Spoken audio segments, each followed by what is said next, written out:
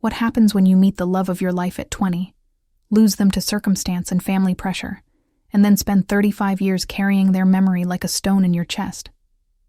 This is the story of Michael Dawson, a man who never stopped waiting, who built an entire life around the ghost of someone he could never forget. At 55 years old, a single notification changes everything.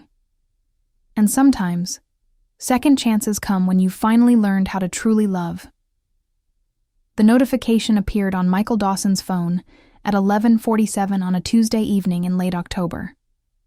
He was sitting in his study, a room that had become his refuge over the past decade, surrounded by books he had collected but rarely read, photographs of places he had visited alone, and the accumulated evidence of a life lived in quiet solitude.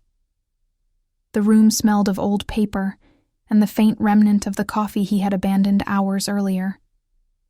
Outside the window, the streets of Portland were settling into the particular silence that came with autumn, the kind of silence that seemed to amplify the sound of one's own thoughts, that made the absence of other voices feel almost palpable. The notification was from Facebook. Someone had sent him a friend request. Michael had never been particularly active on social media. He maintained an account primarily because his sister insisted that it was important to stay connected with distant relatives and old acquaintances, but he rarely posted anything and spent even less time scrolling through the endless stream of other people's carefully curated lives. He opened the notification more out of habit than genuine interest, expecting to find the request from someone he barely remembered from high school or a distant cousin he had met only a handful of times. But the name stopped him cold. Natasha Winters. For a moment, Michael could not quite process what he was seeing. The name seemed to exist in a space outside of reality, seemed to belong to a person who had ceased to exist in any meaningful way decades ago. He stared at the screen, his hand trembling slightly, afraid that if he blinked, the name would disappear, that he would wake up and realize this was nothing more than a particularly vivid dream. But the name remained. Natasha Winters. And there was a profile picture. A woman in her mid-50s, with dark hair touched with silver, her face bearing the marks of time, but still unmistakably her. She was standing in front of what appeared to be a garden, smiling slightly at the camera, her eyes reflecting a kind of quiet resignation that Michael recognized because he had seen it in his own mirror countless times over the past 35 years. 35 years. The number seemed impossible. 35 years since that night in the spring of 1989 when everything had changed, when a single moment of anger and alcohol and youthful stupidity had altered the entire trajectory of both their lives. 35 years since he had last seen her face in person, since he had last heard her voice, since he had last held her hand. 35 years of carrying her memory like a stone in his chest, a weight that had never diminished, that had only grown heavier with the passage of time. Michael clicked on her profile with a kind of reverent care, as if he were handling something sacred and fragile. Her profile was relatively sparse. A few photographs of travel destinations, some posts about art and literature, evidence of a life that had continued without him, a life that had been lived in the space between what was and what might have been. There was a photograph of her standing in front of the Louvre. Another of her sitting in what appeared to be a cafe in Paris, her expression thoughtful and distant. A third of her at what looked like a museum opening, dressed elegantly, her hand resting on the arm of a man who was not the man she had married 35 years ago. Michael studied each photograph with the intensity of someone trying to reconstruct a life from fragments, trying to understand who she had become in the years since they had last spoken. He could see in her face the traces of the woman she had been at 20 years old, the same bone structure, the same intensity in her eyes. But there was also something different, something that spoke of experience and loss, and the particular exhaustion that came from living a life that was not the one you had chosen. The memory seized him with such force that for a moment he felt as if he might lose his balance. He set his phone down on the desk with deliberate care, afraid that his hands might betray him, afraid that the tremor he felt moving through his body might become visible to anyone who might be watching. But there was no one watching. There was only Michael, alone in his study, confronted with the ghost of a woman who had haunted his entire adult life. Back to that night in the spring of 1989, Michael was 20 years old and completely, utterly in love in a way that seemed to transcend logic or reason. He had met Natasha at the University of Oregon, had been captivated by her from the moment he saw her in a literature seminar. She had been sitting 3 rows ahead of him, and he had found himself unable to concentrate on anything the professor was saying because he was too busy studying the way she took notes, the way she tilted her head when she was thinking, the way her entire being seemed to radiate an authenticity that was rare among the people he had grown up with. He had worked up the courage to speak to her after class, had asked her if she wanted to get coffee, had spent the next 18 months in a state of almost constant euphoria. They had talked about everything, about their dreams, about their families, about the weight of expectations that pressed down on them both. Natasha had wanted to be a museum curator, had wanted to work with art and history and the preservation of human culture. Michael had wanted to be a writer, though he was not entirely sure what that meant. He had known only that he did not want to spend his life doing something ordinary, that he wanted his life to mean something beyond the accumulation of money and status. They had made plans to move to New York together after graduation. They had talked about renting a small apartment in Brooklyn, about working in museums and bookstores while they pursued their real dreams, about building a life together that was authentic and meaningful and free from the constraints of their family's expectations. They had believed that their love was strong enough to overcome any obstacle, that the intensity of what they felt for each other could transcend the disapproval of their families and the practical difficulties of trying to build a life on very little money. But then came the night that changed everything. They had been at a party at a friend's house, a party that had seemed ordinary enough at first. There had been music and people, and the kind of casual socializing that characterized their college years.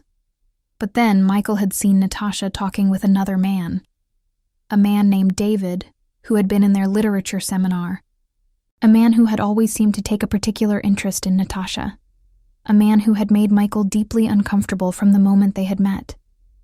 Michael had felt something shift inside him in that moment. It was not jealousy exactly, though there was an element of that. It was something more primal, a sense of threat, a feeling that something precious was being taken from him. He had approached them and had made some comment that he immediately regretted, some comment that was meant to be humorous, but had come across as hostile and accusatory. Natasha had been hurt by his tone, had felt attacked, had responded with anger of her own. The argument had escalated quickly, fueled by alcohol and the particular cruelty that came from 2 people who loved each other but did not yet understand how to navigate the complexities of that love. Michael had said things he did not mean. Natasha had said things she did not mean. By the end of the night, they had both been crying. Both had felt the particular devastation that came from realizing that the person you loved most in the world could also hurt you more deeply than anyone else ever could. Natasha had left the party without him. She had gone home with David, had spent the night at his apartment, had made a decision in the aftermath of anger and alcohol and hurt that had seemed reasonable at the time, but had turned out to be the most consequential decision of her life. She had become pregnant that night, had not realized it until 6 weeks later when she had taken a test in the bathroom of her apartment, her hands shaking as she waited for the result. She had told Michael about the pregnancy immediately. She had expected him to be angry, expected him to blame her, expected him to leave. But instead, Michael had done the only thing he knew how to do. He had asked her to marry him. It had seemed like the right choice at the time, seemed like the only choice. They had been in love, after all. They had been planning a future together. A baby, while unexpected, had seemed like something they could navigate if they did it together. But Natasha's parents had had other ideas. They had been horrified by the pregnancy, had been furious at what they perceived to be their daughter's moral failure. They had insisted that she marry David, had insisted that she give the baby his name, had made it clear that if she did not comply, they would cut her off financially and emotionally. Natasha had been 20 years old and terrified, and had not had the strength to fight them. Michael had watched as the woman he loved had married someone else, had watched as she had carried another man's child, had watched as she had built a life that did not include him. He had tried to move on, had tried to convince himself that it was for the best, that they had been too young, that the universe had intervened to prevent them from making a terrible mistake. But the truth was that he had never stopped loving her. He had never stopped wondering what their life might have been like if that one night had gone differently, if they had not argued, if she had not gone home with David, if she had not become pregnant. Back to the present, Michael picked up his phone again and stared at Natasha's profile picture. 35 years had passed since that night.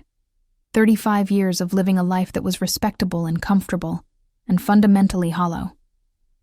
He had become a writer, had published several novels that had received modest critical acclaim, had built a career that was successful by conventional measures. But there had always been a space inside him that remained unfilled, a space that had been shaped by Natasha Winters, and that no amount of professional achievement or material accumulation could adequately satisfy. He had married once, a woman named Sarah, who had been kind and intelligent, and who had loved him in the way that long-term partners often do, with a kind of resigned tenderness that acknowledged the passage of time, but lacked the spark of genuine passion. They had divorced after 15 years, had parted on amicable terms, had both acknowledged that they had been trying to build a life around a love that had never quite been enough. Sarah had remarried, had moved to California, had built a life that seemed to bring her genuine happiness. Michael had remained in Portland, had surrounded himself with books and solitude, had allowed himself to exist in a kind of semi-retirement that gave him time to think about his life and what it had meant. And through all of those years, he had carried the memory of Natasha Winters like a secret, like a piece of his soul that he had left behind when he was 20 years old and too heartbroken to fight for what he wanted. He had thought about her over the years, had wondered what had become of her, whether she had achieved her dream of becoming a museum curator, whether she had found happiness with David, whether she had ever thought about him, whether she had ever wondered what their life might have been like if that one night had gone differently. He had never allowed himself to search for her. That would have felt like a betrayal of Sarah, like an admission that his marriage was fundamentally incomplete. But he had carried the memory of Natasha with him through all the years, had carried it like a weight, like a wound that had never quite healed. And now she was here, in his phone, in his life, real and present in a way that seemed almost impossible. She had sent him a friend request. She had reached out across the gulf of 35 years and had made the first move toward reconnection. Michael stared at the screen, his heart beating with a rhythm that felt almost painful in its intensity. He understood that this moment was significant, that whatever he did in the next few minutes would set the trajectory for what came next. He took a breath. He steadied his hands. And then, with a kind of reverent care, he clicked the button to accept her friend request. The memory seized Michael with such force that for a moment he felt as if he might lose his balance. He was no longer sitting in his study in Portland in 2024. He was 20 years old again, standing in a crowded apartment in Eugene, Oregon, in the spring of 1989, watching the woman he loved more than life itself, talking to another man. The apartment belonged to a friend from their literature seminar, a place where students gathered on Friday nights to drink cheap beer and discuss books, and pretend that they were living lives of intellectual significance. The air was thick with cigarette smoke and the smell of spilled alcohol, and the particular mustiness that came from too many people in too small a space. Michael had arrived at the party late, had spent the first hour moving through the rooms with a kind of contented distraction, secure in the knowledge that Natasha was somewhere in the apartment, that at some point during the evening they would find each other and spend the rest of the night in that particular state of intimate connection that had become the defining characteristic of their relationship. They had been together for 18 months at that point, had spent almost every day in each other's company, had made plans for a future that seemed as real and tangible as the ground beneath their feet. But then, he had seen her. She was standing in the kitchen with a man named David Chen, a man who had been in their literature seminar, a man who had always seemed to take a particular interest in Natasha, a man who had made Michael deeply uncomfortable from the moment they had met. They were standing close together, closer than Michael thought was necessary, and David was leaning toward her in a way that suggested intimacy, that suggested a kind of connection that went beyond the simple boundaries of academic acquaintance. Michael had felt something shift inside him in that moment. It was not jealousy exactly, though there was an element of that. It was something more primal, something that seemed to originate from a place deep within his chest, a feeling that something precious was being taken from him, that the foundation of his world was beginning to crack. He had set down his beer on the counter with deliberate care and had walked toward them, had inserted himself into their conversation with a comment that was meant to be humorous, but had come across as hostile and accusatory. "Looks like you two are having quite the conversation," he had said, his voice carrying an edge that he had not intended. "Anything interesting?" Natasha had looked at him with an expression of confusion, as if she could not quite understand why he was speaking to her in that tone. David had stepped back slightly, had raised his hands in a gesture of innocence, had said something about discussing the assigned reading for their seminar. But Michael had not believed him. Michael had felt the particular kind of certainty that comes from jealousy and alcohol, and the fear of losing something that one has come to depend on for one's sense of meaning and purpose. "I think we should go," Michael had said to Natasha, reaching for her hand. "I'm tired of this party." Natasha had pulled her hand away. She had looked at him with an expression that contained hurt and confusion and something else, something that might have been anger. "I'm not ready to leave," she had said. "I'm having a good time." The argument had escalated from there, fueled by alcohol and the particular cruelty that came from two people who loved each other but did not yet understand how to navigate the complexities of that love. Michael had said things he did not mean. He had accused her of flirting with David, had suggested that she was not being faithful to him, had implied that her interest in other men was evidence of her lack of commitment to their relationship. Natasha had responded with anger of her own, had told him that he was being paranoid and controlling, had said things that were designed to hurt him, that succeeded in hurting him. The argument had moved outside, onto the small patio behind the apartment. It was a cool spring night, the kind of night where the air still carried the memory of winter, but also held the promise of warmer days to come. Around them, the city of Eugene was settling into the particular quiet that came with late evening. The argument had continued, had grown more heated, had become less about David and more about the fundamental incompatibilities that existed between them, about the ways that Michael's insecurity and need for control clashed with Natasha's need for independence and freedom. "Maybe we're making a mistake," Natasha had said at one point, her voice breaking with emotion. "Maybe we want different things. Maybe this isn't going to work." Michael had felt something inside him break at those words. He had felt the particular kind of panic that comes from the possibility of losing the person who has become the center of one's universe. He had said things designed to convince her that she was wrong, that they were meant to be together, that their love was strong enough to overcome any obstacle. But his words had only seemed to make things worse, had only seemed to deepen the chasm that was opening between them. At some point during the argument, Natasha had gone back inside. Michael had remained on the patio, smoking a cigarette that he had bummed from someone, trying to calm himself down, trying to understand how the evening had spiraled so completely out of control. He had assumed that she would come back out, that they would reconcile, that by the end of the night, they would be holding each other and laughing about how ridiculous they had been. But she had not come back out. Instead, she had left the party with David. Michael had realized this only when he had gone back inside to look for her, and had found her gone, had asked around and had learned that she had left with David approximately 20 minutes earlier. The knowledge had hit him like a physical blow. He had spent the rest of the night in a state of shock and pain, and a kind of desperate hope that she would call him, that she would come back, that she would realize that she had made a terrible mistake. She had called him the next morning. Her voice had been small and uncertain, and filled with a kind of shame that had been almost unbearable to hear.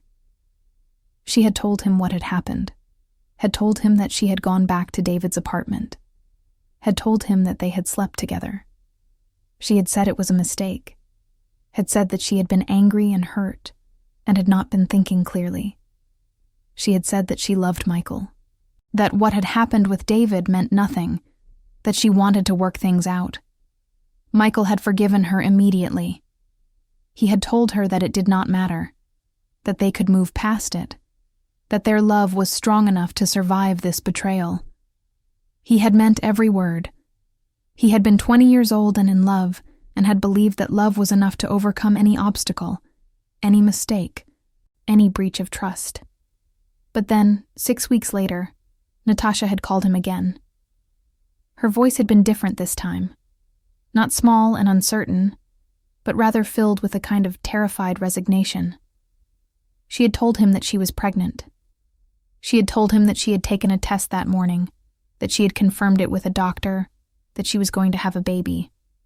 She had told him that the baby was David's, that there was no question about that the timing made it clear. Michael had felt as if the world had stopped. He had felt as if he were falling, as if the ground beneath his feet had disappeared and he was suspended in a kind of weightless void. But even in that moment of shock and devastation, he had known what he needed to do. He had asked her to marry him. It had seemed like the only choice, the only way to preserve what they had, the only way to ensure that they could build a life together despite the complication of the pregnancy. Natasha had said yes. She had said yes because she was terrified, because she did not know what else to do, because her parents had made it clear that if she did not marry David, they would cut her off financially and emotionally. She had said yes because she was 20 years old and pregnant and alone, and did not have the strength to fight against the weight of family pressure and social expectation. But then her parents had intervened. They had been horrified by the pregnancy, had been furious at what they perceived to be their daughter's moral failure. They had insisted that she marry David, had insisted that she give the baby his name, had made it clear that if she did not comply, they would disown her. They had not wanted her to marry Michael. They had considered him to be unsuitable, had believed that he was not from the right background, had made it clear through their actions and their words that they did not approve of him. Natasha had tried to fight them. She had told them that she wanted to marry Michael, that she loved Michael, that Michael was the man she wanted to spend her life with. But her parents had been adamant. They had threatened to cut off her college funding, had threatened to refuse to help her with the baby, had made it clear that if she did not comply with their wishes, she would be entirely alone in the world. Michael had offered to marry her anyway. He had told her that they could do it without her parents' approval, that they could build a life together despite the opposition. But Natasha had been terrified. She had been 20 years old and pregnant, and had not had the strength to defy her parents. She had chosen security over love.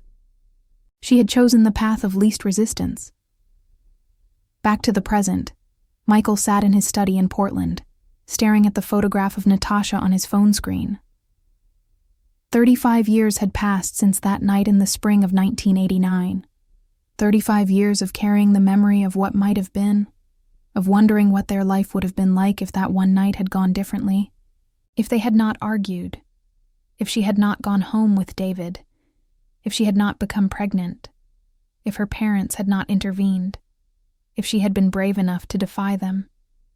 He had spent 35 years living a life that was respectable and comfortable and fundamentally hollow.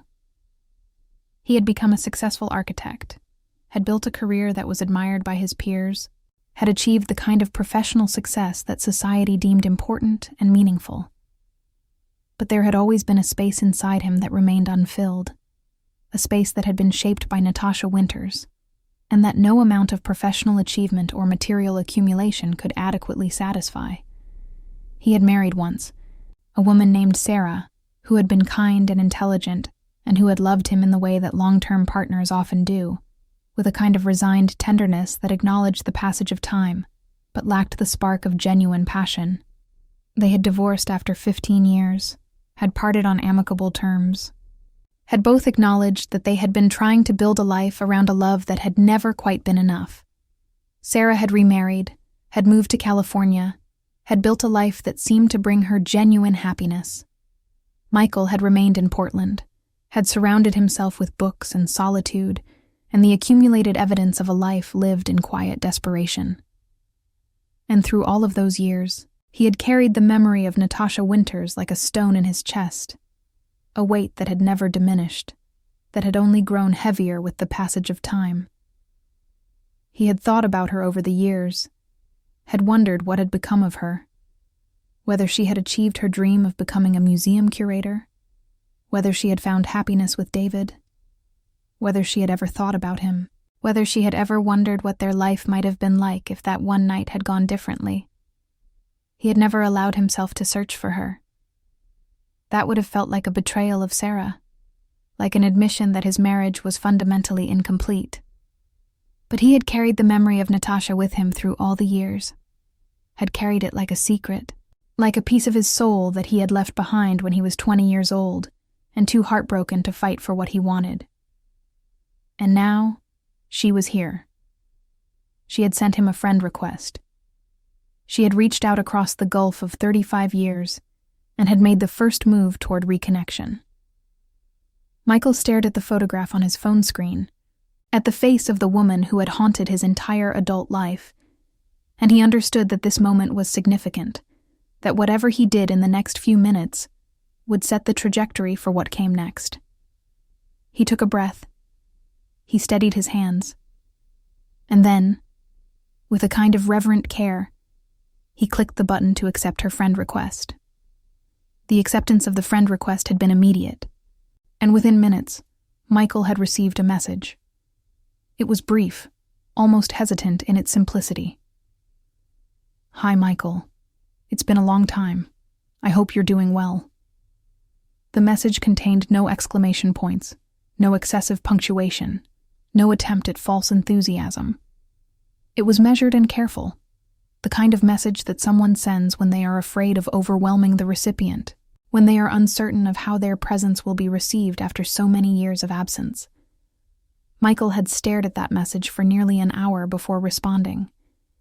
He had read it over and over again, had studied each word as if it might contain some hidden meaning, some secret communication that existed beneath the surface of the text. But there was nothing hidden. There was only Natasha, reaching out across 35 years of silence, offering a tentative reconnection, testing, see if the bridge between them could still be crossed. But to understand what that message meant to Michael, one must first understand the 35 years that had preceded it, the decades of waiting and longing, and the slow accumulation of a life that was lived in the shadow of what might have been. The first few years after Natasha's marriage to David had been the most difficult. Michael had remained in Eugene, had continued his studies, had tried to convince himself that he would eventually move on, that the pain would fade, that he would eventually meet someone else, and build a life that did not revolve around the memory of a woman who had chosen a different path. But the pain had not faded. If anything, it had deepened with each passing month, had become more entrenched in the fabric of his consciousness, had transformed into something that was no longer acute, but rather chronic, a constant ache that had become so familiar that he had almost stopped noticing it. He had seen Natasha occasionally during those early years. She had remained in Eugene, had given birth to a son named Marcus, had tried to build a life with David, despite the fact that their marriage had been born from necessity rather than love. Michael had caught glimpses of her around the city, pushing a stroller through the park, standing in line at a grocery store, sitting in a cafe with a book. Each sighting had been a small wound, a reminder of what he had lost, a confirmation of the fact that she had moved on while he remained suspended in the moment when everything had changed. He had eventually left Eugene. He had completed his degree in architecture and had moved to Portland, had told himself that distance would help him heal, that removing himself from the city where Natasha lived would somehow diminish the power that her memory held over him. But distance had not helped. If anything, the absence of the possibility of seeing her had made the longing worse.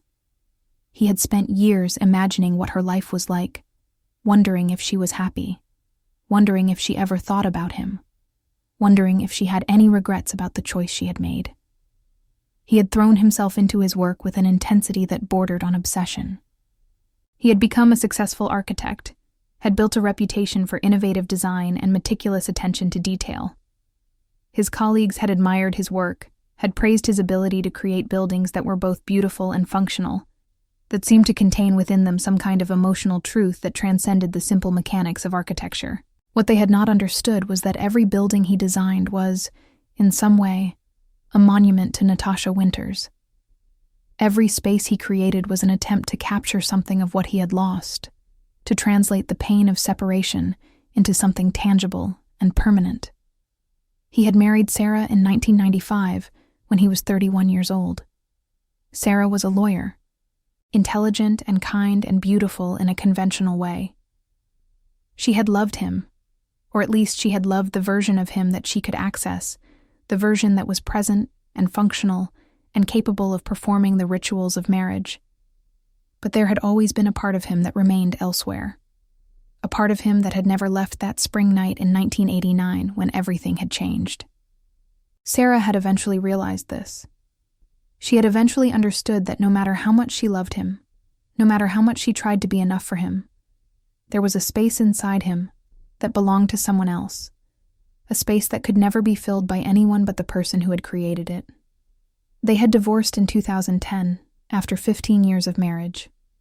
It had been an amicable divorce, the kind where both parties acknowledged that they had tried their best, but that the fundamental incompatibility between them was insurmountable. Sarah had moved to California, had remarried, had built a life that seemed to bring her genuine happiness. Michael had remained in Portland, had continued his work, had allowed himself to exist in a kind of semi-retirement that gave him time to think about his life and what it had meant. And through all of those years, he had carried the memory of Natasha Winters like a stone in his chest. He had thought about her constantly, had wondered what had become of her, had imagined countless scenarios in which they might meet again, in which they might have the opportunity to explain themselves to each other, in which they might discover that the love they had felt for each other all those years ago had somehow survived the passage of time and the accumulation of separate lives. In the early days of social media, he had occasionally searched for her name online, had found fragments of information about her life, a photograph of her at a museum opening in Seattle, a mention of her in an article about art education in Washington State, evidence that she had eventually achieved her dream of working in the art world. He had learned that she had remained married to David for 34 years, that they had lived in Seattle, that she had become a respected curator and art educator. He had learned that her son, Marcus, had grown up to become a lawyer, that he had married and had children of his own. But Michael had never reached out. He had told himself that it would be inappropriate, that she had moved on, that any attempt to reconnect would only disturb the life that she had built. He had convinced himself that the memory of what they had shared was more valuable than the reality of what reconnection might bring. He had allowed himself to exist in a kind of perpetual state of longing, had made a choice to wait, to hope, to carry the memory of Natasha Winters with him through all the years. And then, in 2020, something had changed. Michael had been scrolling through Facebook, had seen a post from a mutual acquaintance about a divorce. The post had not mentioned Natasha by name, but the context had made it clear that the person in question was her. Michael had felt something shift inside him in that moment. He had felt a kind of hope that he had not allowed himself to feel in decades. He had understood that the circumstances that had kept them apart all those years had finally changed, that the marriage that had been born from necessity rather than love had finally ended, that for the first time in 35 years, Natasha Winters was free. But he had not reached out. He had told himself that it was too late, that too much time had passed, that she would not want to hear from him, that any attempt to reconnect would only be unwelcome. He had continued to carry the memory of her with him, had continued to imagine what her life was like, had continued to wait for some kind of sign that would indicate that it was acceptable for him to reach out. And then, 4 years later, the sign had come. Natasha had sent him a friend request on Facebook. She had reached out across the gulf of 35 years and had made the first move toward reconnection. And in that moment, Michael had understood that he had not been waiting in vain, that the love he had carried with him for all those years had not been a waste, that there was still a possibility that the story between them might not be over. The message that followed the friend request had been brief and careful, but it had contained within it the weight of 35 years of separation. "Hi, Michael. It's been a long time. I hope you're doing well." Those words had contained everything that could not be said directly, everything that had accumulated in the space between them, everything that had been waiting for the right moment to be expressed. Michael had taken his time in responding. He had sat with the message for hours, had thought about what he wanted to say, had considered the possibility that responding at all might be a mistake, that it might open wounds that had finally begun to heal. But he had known, even as he considered the possibility of not responding, that he would respond. He had known that he could not let this moment pass, that this was the sign he had been waiting for, that this was the opportunity he had been hoping for all those years. He had typed out his response carefully, had deleted it and rewritten it multiple times, had finally settled on something simple and honest. "Natasha, it's good to hear from you. I've thought about you often over the years. I'd like to catch up if you're willing." The response had come within minutes. "I'd like that too. There's a lot I want to talk to you about. A lot of things I should have said a long time ago." And in that moment, Michael had understood that the 35 years of waiting had not been in vain. He had understood that Natasha had been carrying her own weight of memory and longing, that she had been thinking about him just as he had been thinking about her, that the love they had shared all those years ago had not been destroyed by time or circumstance, or the lives they had built apart. It had simply been waiting, dormant and patient, for the moment when they would finally be given the opportunity to acknowledge it again. The conversation that followed had been tentative at first, had consisted of the kind of careful exchanges that occur between people who are trying to bridge a gap of many years. They had talked about their careers, about the places they had lived, about the general trajectory of their lives. But beneath these surface-level conversations, there had been a current of something deeper, something that both of them could feel, but neither of them quite knew how to articulate. Natasha had told him about her marriage to David, about the ways that it had been difficult from the beginning, about the fact that they had stayed together primarily for the sake of their son, but also because of inertia, because it was easier to remain in a marriage that was not working than to face the uncertainty of starting over. She had told him about her work as a curator, about the satisfaction she had found in that work, about the ways that her career had become the primary source of meaning in her life. She had told him about her son, about the pride she felt in watching him grow up and build a life of his own, about the complicated feelings she had about the fact that her marriage to David had been the foundation upon which his entire existence had been built. Michael had told her about his marriage to Sarah, about the ways that he had tried to make it work, but had always felt as if he was holding back some essential part of himself, about the ways that his work had become a substitute for genuine human connection. He had told her about his retirement, about the ways that having time to think had only made him more aware of the emptiness that characterized much of his life. He had told her about the years of carrying her memory, about the ways that the thought of her had sustained him through difficult times, about the fact that he had never truly moved on from what they had shared all those years ago. As the conversations continued, as the days turned into weeks and the weeks began to accumulate into months, Michael had felt something shifting inside him. He had felt the weight that he had been carrying for 35 years beginning to lighten. He had felt the possibility of a different kind of future beginning to emerge, a future in which the love that had been dormant for so long might finally be given the opportunity to grow again. But he had also felt afraid. He had felt afraid that reconnecting with Natasha might destroy the memory of what they had shared, that reality might not live up to the idealized version of her that he had carried with him for all those years. He had felt afraid that she might not feel the same way that he felt. that she might be reaching out simply to reconnect as friends, that she might not be interested in exploring the possibility of something more. He had felt afraid that at 55 years old, it was too late to start over, that the opportunity for a genuine second chance had passed him by. But as the conversations continued, as he learned more about who Natasha had become in the years since they had last seen each other, Michael had begun to understand that his fear was unfounded.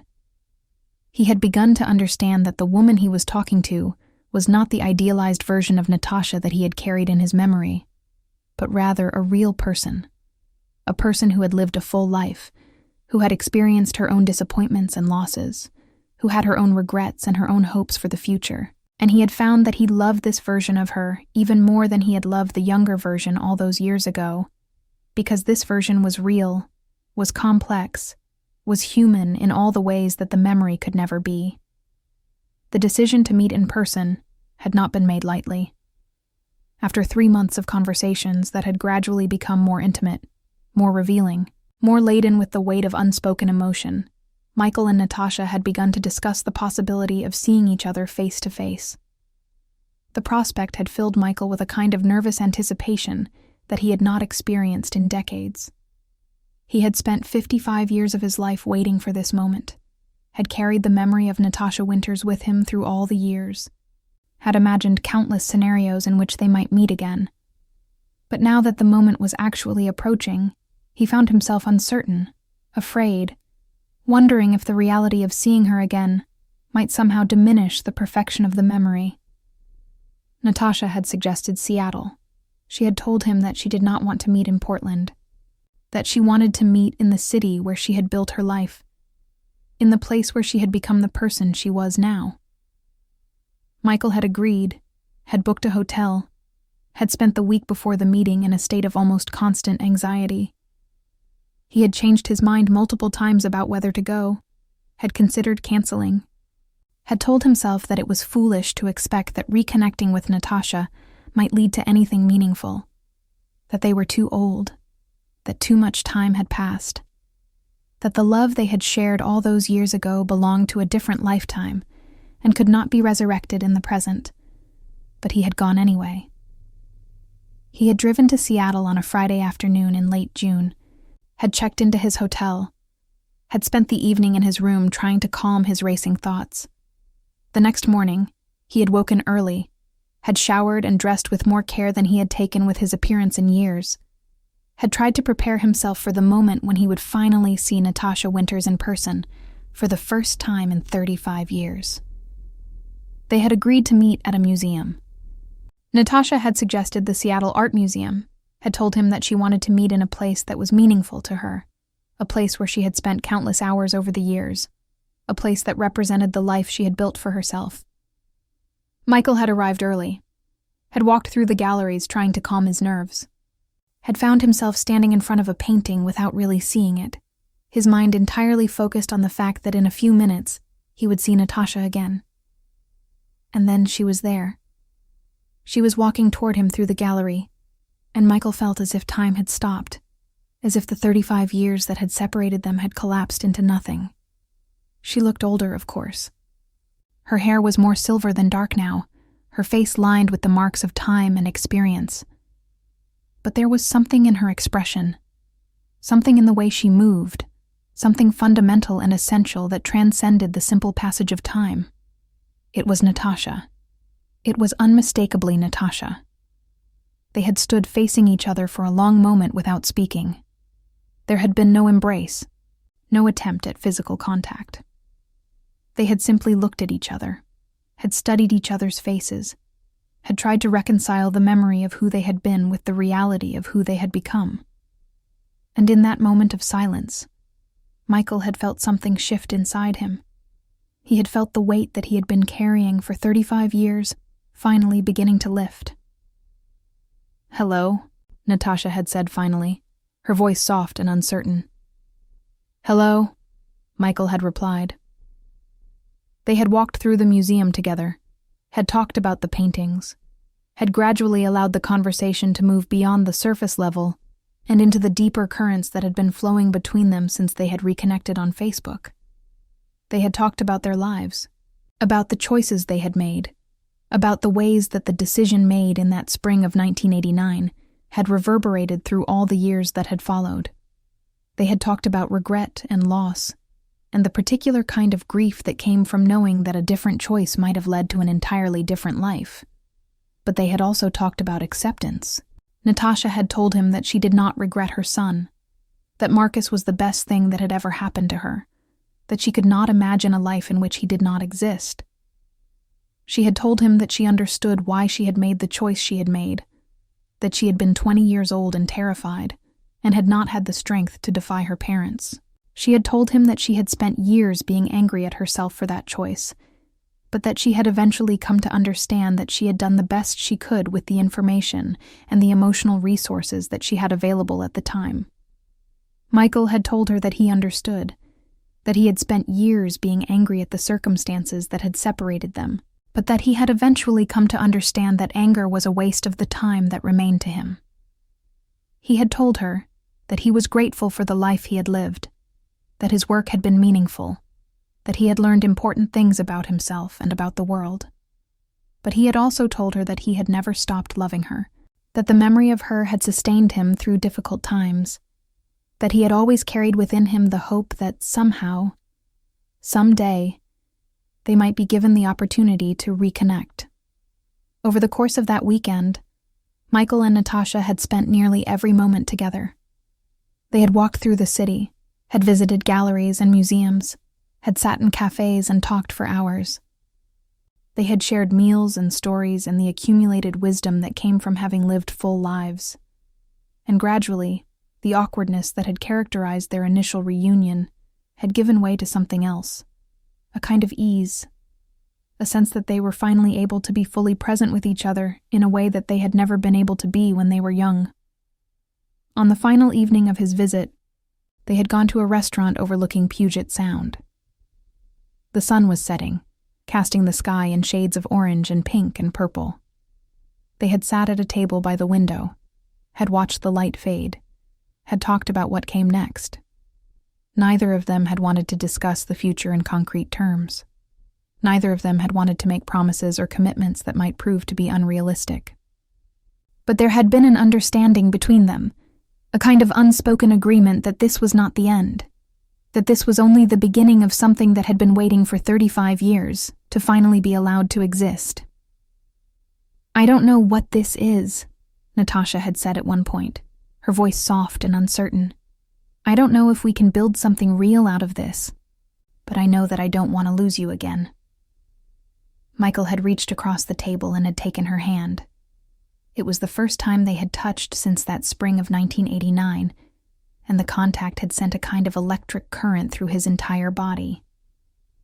"I don't know either," he had said, "but I know that I've been waiting for this moment for 35 years. I'm not going to waste whatever time we have left." The drive back to Portland had felt different than the drive to Seattle. Michael had felt lighter, as if the weight that he had been carrying for so long had finally been lifted. He had felt hopeful in a way that he had not felt in decades.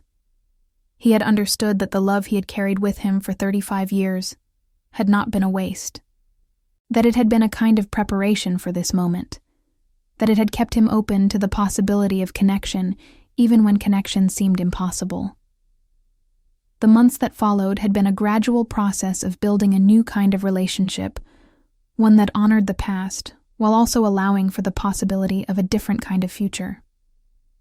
Michael had visited Seattle regularly. Natasha had come to Portland.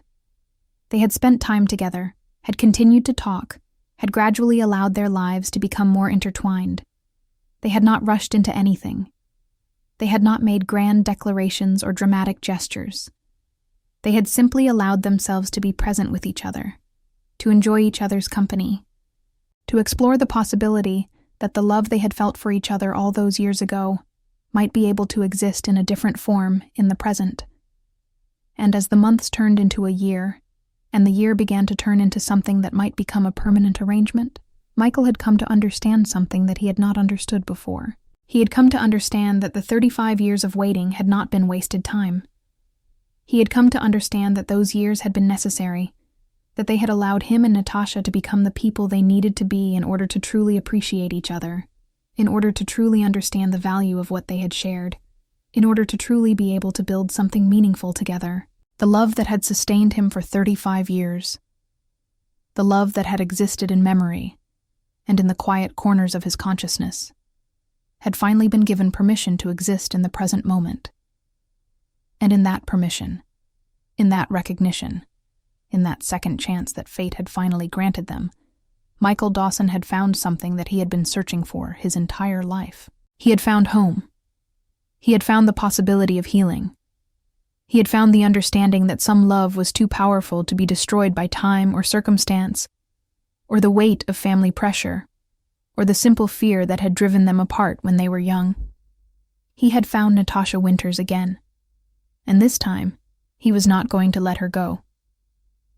In the end, love doesn't measure itself by the time we spend together, but by the depth of connection we carry within us. 35 years of waiting. 35 years of carrying memory like a weight. And then, finally, the possibility of something real. Some people spend their entire lives searching for home. Michael Dawson found his in a notification on a screen. And sometimes, that's all it takes to understand that some love never dies. It simply waits for the right moment to be reborn.